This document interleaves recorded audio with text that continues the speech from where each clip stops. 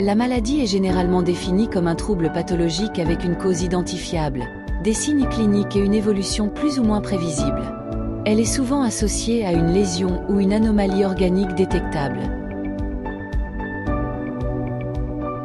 Un syndrome correspond à un ensemble de symptômes et signes cliniques associés sans cause unique clairement identifiée. Il peut regrouper différentes pathologies ou représenter un état clinique complexe et parfois mal compris.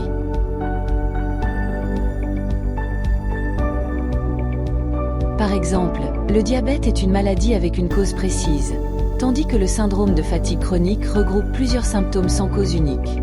Ces exemples illustrent la complexité de la classification médicale.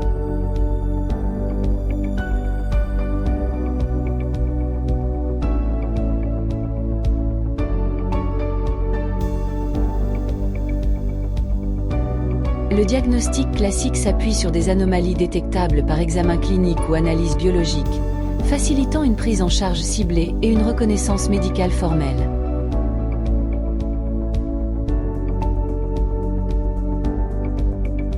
Le médecin joue un rôle central dans l'analyse objective des symptômes et la prescription de traitements adaptés selon les preuves biomédicales, ce qui renforce la confiance et la légitimité des diagnostics.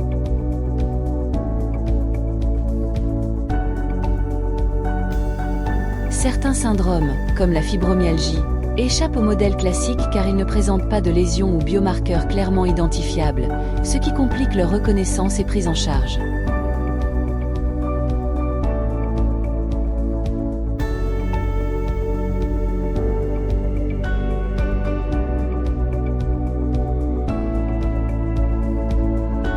La fibromyalgie se manifeste par des douleurs diffuses, une fatigue chronique et des troubles du sommeil, avec une intensité et une expression très variables d'une personne à l'autre.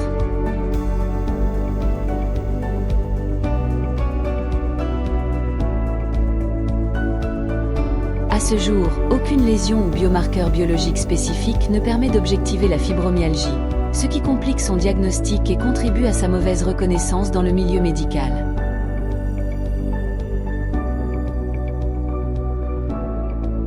Malgré l'absence de signes visibles, la fibromyalgie engendre un handicap réel, affectant fortement la qualité de vie, le travail et les relations sociales des patients, souvent confrontés à l'incompréhension.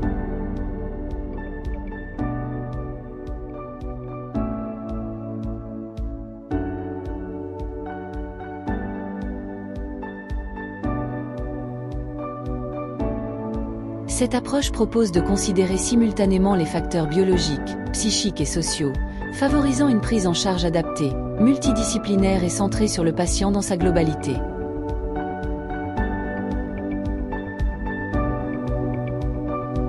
La fibromyalgie entraîne souvent un isolement social, des troubles psychologiques et des coûts importants pour la société, notamment liés à la perte de productivité et aux dépenses de santé.